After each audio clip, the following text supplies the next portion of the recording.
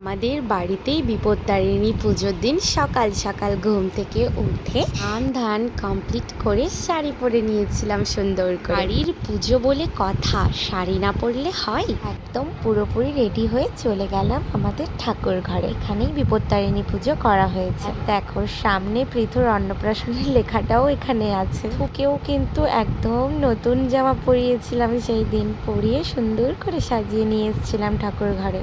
আমাদের বাড়িতে কিন্তু প্রতি বছরই বিপত্তারিণী পুজো করা হয়। দেখো ঠাকুর মশাইও চলে এসছে আর পুজোও শুরু হয়ে গেছে। আর এদিকে দেখো পৃথু আমার সঙ্গে ঠাকুর ঘরের ঘন্টা বাজাচ্ছিল, কিন্তু এখন আস্তে আস্তে সব শিখে যাচ্ছে। তো পৃথুর পাপা সেই দিনই অফিসের কাজে বাইরে গিয়েছিল, তো পৃথুর পাপা বাড়িতে ছিল। অনেকেই এসেছিল আমাদের বাড়িতে সেদিন বিপত্তারিণী পুজো করতে। এদিকে তো ঠাকুর মশাই খুব ভালো মতো পুজোটা করে নিচ্ছে। তো আমাদের পুজো পুজোর পরে যা যা নিয়ম থাকে সেই নিয়মগুলোই করলো সবাই। পরে মা সবাইকে প্রসাদ দিল। আজকের ভিডিওটা এতটুকুই।